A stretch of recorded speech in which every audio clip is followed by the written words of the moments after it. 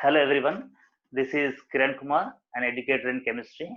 Today we are going to discuss about de Broglie's concept of dual nature of electron. For the first time, de Broglie has proposed that electron has dual nature like the visible light. Visible light also has dual nature, is wave nature and particle nature, which was given by Newton's corpuscular theory and Huygens wave theory. Here, the de Broglie has proposed that the electron has wave and particle nature. That is, dual nature of the electron was for the first time proposed by de Broglie. And when electron or any material particle, when electron or any material particle in motion, it will be associated with certain wave called matter wave. That matter wave is also called de Broglie's wave. That means here, what is the matter wave? Any wave, any particle which is having the mass and occupies space is called material particle. Material particle of the matter. When that material particle of matter is in motion, it is associated with a number of waves. Okay, so these waves are given the name matter waves or de Broglie's waves.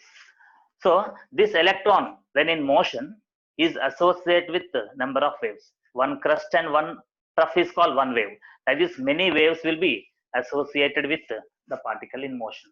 That is, the moving particle. The moving particle is guided by a number of waves, matter waves. And the distance between one crust and immediately next crust, the distance between two successive crusts is called lambda. That is wavelength. So this is the wavelength of matter wave associated with the moving material particle. And this dual nature of electron was proposed by de Broglie for the first time in his hypothesis, but the experimental verification for the dual nature of electron, that is wave nature of electron, was given by Davison and Germer. Davison and Germer, for the first time, they have conducted one experiment called electron diffraction experiment using nickel crystals. Using nickel crystals, they have conducted one electron diffraction experiment by which they have concluded that the electron has wave nature. And the derivation for the de Broglie's equation, the derivation of de Broglie's equation can be done taking Planck's equation and Einstein's equation. Planck's equation is given by E is equal to h nu, that equals to hc by lambda. That means E is what here energy of the particle or energy of the wave, h is Planck's constant, and nu is the frequency of the radiation or frequency of the wave. Where h is Planck's constant, c is what velocity of light, and lambda is wavelength of the wave. So let it be equation 1. Einstein's equation for mass and energy relationship is taken as E equals to mc square, where m is mass, c is what? Velocity of light, E is energy, where c is equal to what? 3 into 10 power 8 meter second. From equations 1 and 2, we can get hc by lambda from Planck's equation equated with mc square of Einstein's equation. So what we have done here, hc upon lambda is made equal to mc square, where c and c get cancelled, then h by lambda equals to mc is left over. H upon lambda is equal to mc. By rearranging, we get lambda equals to h by mc, where lambda is what? Wavelength of the wave, h is Planck's constant, m is mass of the particle, and c is velocity of the particle. That is what here, when we take photon, for the photon, this equation will be taken. Lambda equals h by mc. C is what? Velocity of light, and the light particle is called photon. And next one, for a matter wave associated with a moving material particle, lambda is given by h upon mv. Lambda is equal to h upon mv. We take for material particles wave, that is matter wave, and here it is taken for photon, that is light wave. So in this case, lambda equals to h by mv, that equals to h by p, where p is what? Momentum. P is momentum, which is equal to the magnitude of mass and velocity. The product of mass and velocity is called momentum. So lambda equals to h by p. So where how these two related, the momentum of the particle and lambda inversely related to each other. So when momentum of the particle is greater, lambda associated with matter wave is very less. And lambda is also equal to h by mv, that is h upon mv, m into v. So m is what here? Mass of the particle moving, and v is velocity of the particle in motion. So this relation we have taken. From this relation, if you check the velocity and lambda, these two also inversely proportional to each other. So where if v equals to 0, if v equals to 0, so it becomes what? Lambda becomes what? Infinity. When v is 0, lambda becomes infinity. Means the lambda value becomes very large value. And if m is equal to larger value, mass is larger value, in that case what happens? When mass is very larger, the lambda becomes very smaller, which is nearly equal to 0. Lambda is nearly equal to 0 we take. And if any particle which is having more momentum, it will be having lesser wavelength. And whenever the mass of the particle is very large or very large, its lambda will be nearly 0. And if mass of the particle is very smaller, that is for electron, suppose if you take, lambda will be equal to what? Measurable value. That means what? When mass is very less for subatomic particle or any electron, in that case what happens? When mass is very less, lambda becomes very high. So that lambda can be easily measured. So easily it can be measurable property. So this concept of de Broglie, okay, de Broglie's hypothesis is applicable only to microscopic particles where mass is very less. If mass is very less, lambda will be greater and easily it can be measured. So the lambda of the matter waves associated with subatomic particles, very smaller particles, will be possible.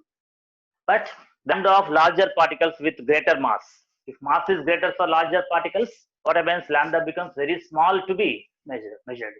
So the lambda value cannot be easily measured for the larger objects. So what we have to understand is that the de Broglie's concept is applicable to microscopic particles, whereas it is not applicable to macroscopic particles with greater mass. That point we have to understand. And there are different types of forms of de Broglie's equation that we are going to discuss by using what?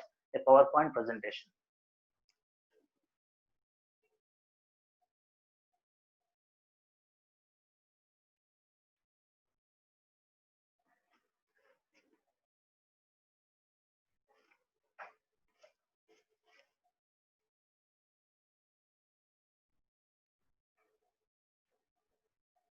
So de Broglie's concept was proposed to explain what? The dual nature of the electron.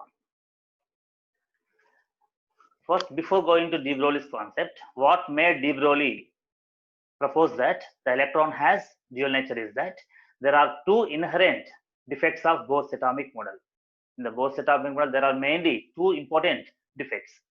So Bohr's model is not in agreement with the Heisenberg's uncertainty principle, which states that it is impossible to accurately determine the position and momentum of an electron simultaneously in the atom. That means what? Heisenberg states that Heisenberg's principle, which we are going to discuss later, states that it is impossible to accurately and simultaneously measure the position of electron and momentum of electron. But according to Bohr's model, we can say exact position of the electron in given orbit, and also we can say exact velocity of the electron in a given orbit. So velocity, when you know accurately, mass into velocity, that is momentum, also can be accurately calculated. But that is wrong according to what? Heisenberg's concept. So Bohr's model is in against, it is contradictory to what? Heisenberg's uncertainty principle. It is against Heisenberg's uncertainty principle. That is one of the defects of Bohr's model. And another inherent defect of Bohr's model is that Bohr's model could not justify its principle of quantization of the angular momentum of electron in the orbit. That means Niels Bohr said that the angular momentum of electron mvr, is equal to the integral multiple of h by 2 pi. Integral multiple of h upon 2 pi. That equation he gave. But he could not justify that equation. Why the angular momentum of electron should be quantized, he could not explain. That is the important drawback of Niels Bohr. So the Bohr's model has two inherent defects. To explain these defects, de Broglie has proposed what? Dual nature of electron, that is particle nature and wave nature of the electron. In 1924, de Broglie proposed that the electron, like light, behaves both as material particle and as a wave. Later on, the wave nature of electron was confirmed by Davison and Germer in their electron diffraction experiment using nickel crystals. So about this experiment you will study in higher classes. De Broglie's nature, okay, de Broglie's concept, dual nature concept, gave birth to wave mechanical theory of matter. So de Broglie's hypothesis gave birth to wave mechanical theory of the matter. According to the wave mechanical theory of matter, the electrons, protons, and even atoms, when in motion, possess wave properties. Electrons or any subatomic particles or even atoms, when they are in motion, they are associated with what? The wave. So the material particle in motion is guided by its waves. When any material particle which has mass and occupies space is moving, it will be guided by its waves. If you take a matter wave, here the particle is here at this point. So it is what now here? The moving particle of matter associated with what? A number of waves. And in this diagram, what we can understand, the moving particle, that is electron, is associated with a number of waves. One crust and one trough is equal to one wave. And here the distance between two successive troughs or between two successive crusts is called what? Wavelength of the matter wave, where lambda is what? Wavelength of the matter wave or de Broglie's wave. And derivation of de Broglie's equation for matter waves. According to Planck's equation, we know that E equals to h nu, that equals to hc upon lambda. Let it be equation 1. According to Einstein's mass energy relationship, E equals to mc square. Let it be equation 2. So where c is the velocity of light, whose value is 3 into 10 power 8 meter per second. Equating both the equations, we get hc by lambda equals to mc square and h by lambda equals to mc, or lambda equals to h upon mc. This is called de Broglie's equation. Is also given as lambda equals to h upon p, where p is momentum of the particle. And de Broglie's equation for matter wave. In this case, matter wave has what? Some mass and moving with some velocity. That's why it will have what? Momentum. So momentum p of the moving electron is inversely proportional to lambda. Lambda and momentum both are inversely related to each other of the matter wave.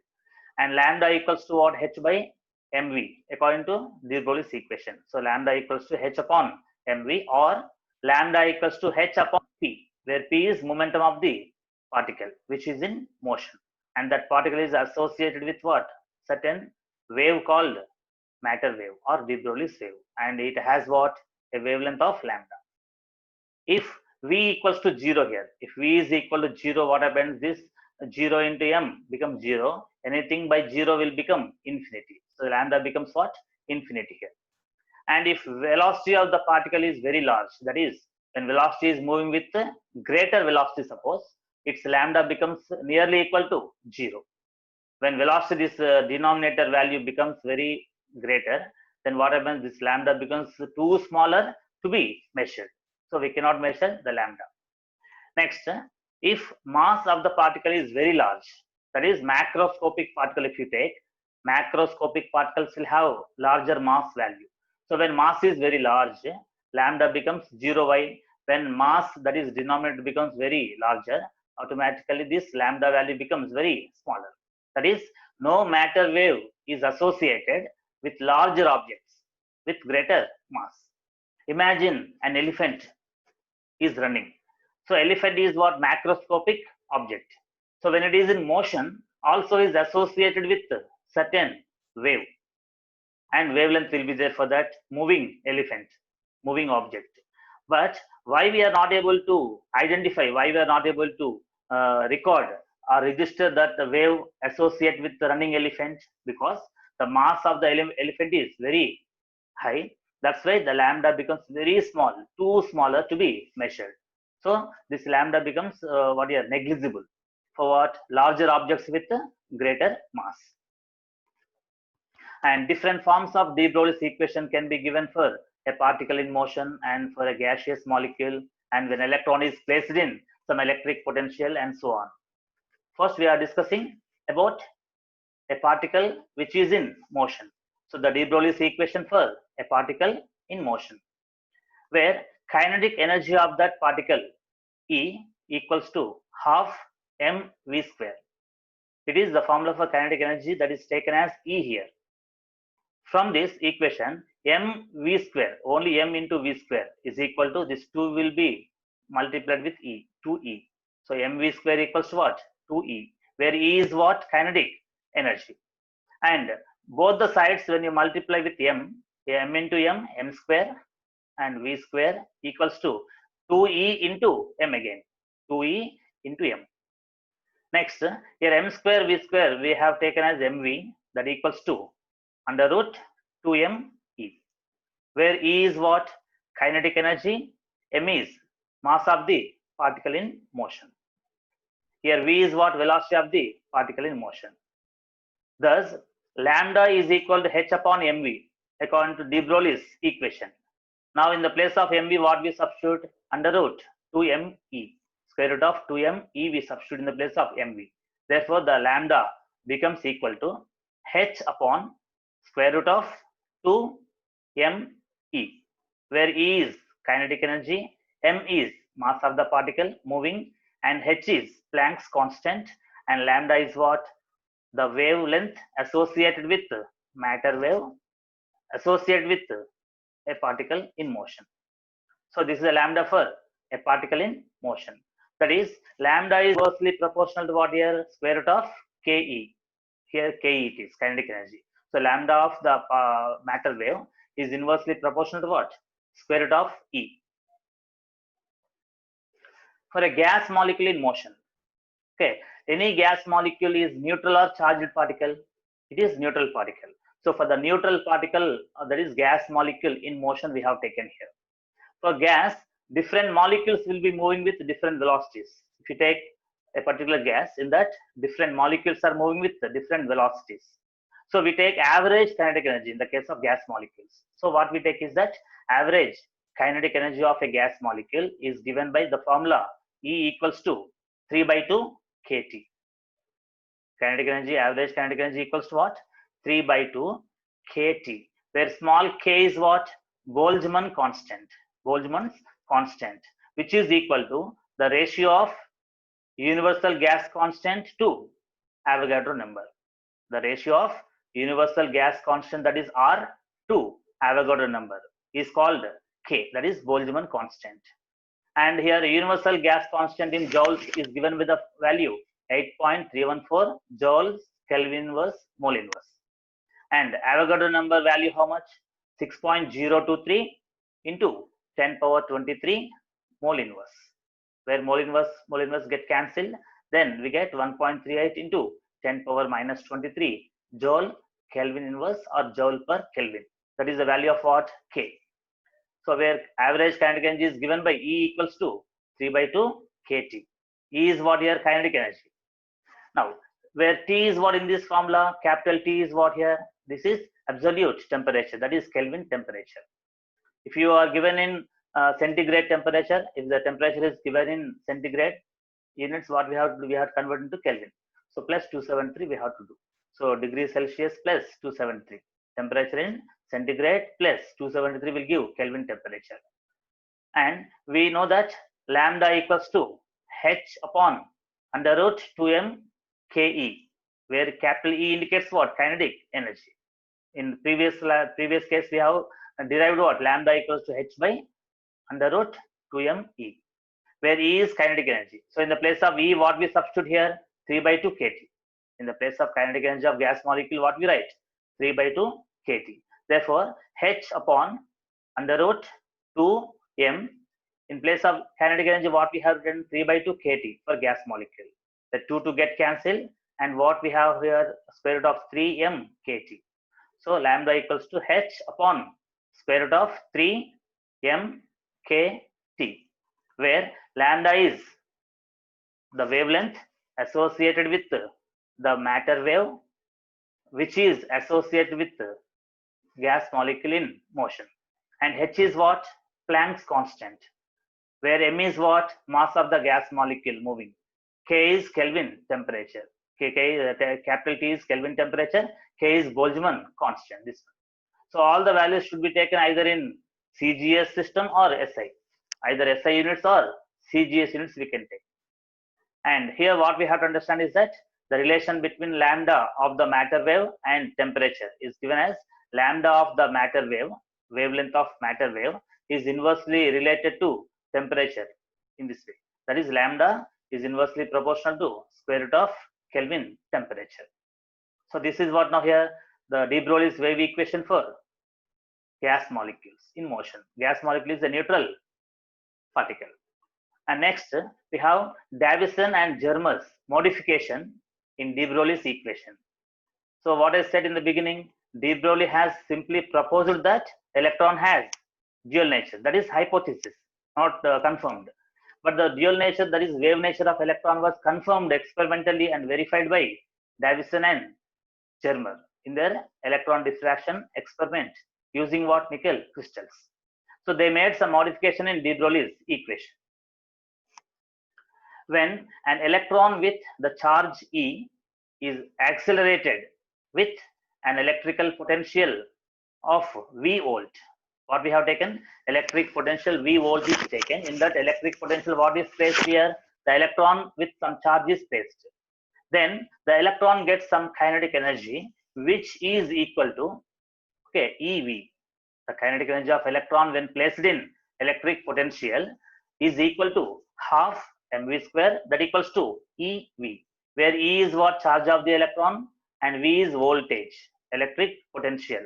Suppose if you take charge of the electron is taken in coulombs. Coulomb is what? SI unit of charge.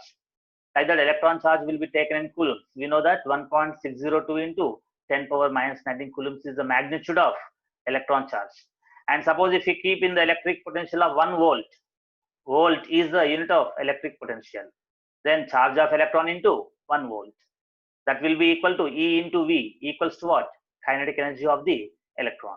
Like that, the electron will start moving, will be accelerated from lower velocity to higher velocity when that electron is placed in what?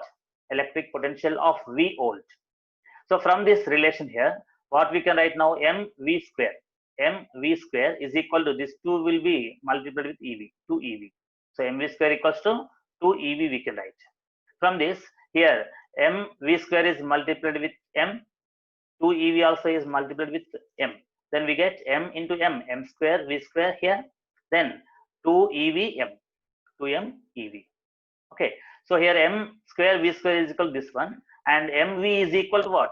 Under root 2m EV. mv is equal to square root of 2m EV, where m is mass of the electron in kilogram you take, suppose, E charge of the electron in coulombs, and V electric potential in which electron is placed. That will be taken in units of volt. Okay, here m is again mass of the electron, V is velocity of the electron. So mv, that is nothing but momentum of the electron in the electric potential is equal to under root 2m EV. Thus lambda equals to h upon mv we know according to de Broglie's equation. H upon mv is equal to lambda here. So in the place of mv, what we can write now? Under root 2m EV. Therefore h upon under root 2m EV will be equal to lambda. Like that we can calculate lambda by knowing what? Electric potential in volts, okay, and electron in coulombs, mass in grams, and h value should be taken in joule second. All should be in SI units. Next, for a charged particle with charge equals to q, In the place of E, what we write now? In the place of E, we write Q.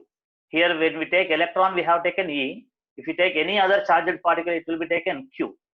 So E equals to Q. Suppose if we imagine alpha particle. For alpha particle, there will be some charge, 2 units of charge. 2 units of charge will be there. Alpha is nothing but helium plus 2. The helium nucleus is alpha particle. So helium nucleus is alpha particle, and when it is moving, alpha particle, when it is moving, its energy will be taken Q. Other than electrons, instead of E, what we take? Q we take. In this case, lambda is equal to H upon under root 2m QV we take. Instead of 2m EV, we take here QV. Q is what here? Charge. And we also know that Q is equal to IT. Q is what? Charge of the particle is equal to I into T. I is what here? Electric current in amperes. Electric current in amperes, I. And T is time of flow of current in seconds. So I into T is equal to Q we take. So in the place of Q, what we can write now? In the place of Q, IT we can write. Therefore, the lambda, that is de Broglie's wavelength, equals to H upon under root 2m VIT. V is electric potential in volts, I electric current in amperes, T time of flow of current in seconds. M is mass of electron in, or mass of the particle in kilograms. H is Planck's constant in joule second. Then we get lambda value in meters, SI. And lambda can be converted from meters to angstroms or nanometers or picometers. Where Q what here? Electric charge in coulombs. Coulomb is what? MKS system. MKS unit of charge, electric charge. And Bohr's theory versus de Broglie's equation. So the important point which was not explained by Bohr's theory, which was not justified by Bohr's theory, was justified by de Broglie's equation. So according to Bohr's model of atom, angular momentum of an electron in an orbit, mvr equals to nh by 2 pi. So angular momentum is equal to integral multiple of h upon 2 pi. This was given by Bohr. And this equation was not verified, not justified by Bohr. So this important postulate of Bohr's model can be derived by using de Broglie's equation. Here, if you take this diagram, in this diagram, what is to be observed is that if electron starts from one place, when it is moving, it will move in the form of a wave. It is electron wave around the nucleus. If the two ends of electron wave meet each other, if the two ends of the electron wave meet each other, the electron wave is said to be in phase. The electron wave is said to be in phase if the two ends of the electron wave meet each other. So what we have written here, see, if the two ends of an electron wave meet, the electron wave is said to be in phase. That means 2 pi r, that is circumference of the orbit, equals to n lambda, where n is integer. Generally, n is what? Principal quantum number or orbit number. If you take third orbit, 3 lambda. If it is second orbit, 2 lambda. So where 2 is what? 2 pi r is what here? Circumference of the orbit. Where again r is what? Radius of nth orbit. Radius of nth orbit. If electron is in second orbit, r will be r2. If electron is in fourth orbit, r4. If electron is in nth orbit, rn.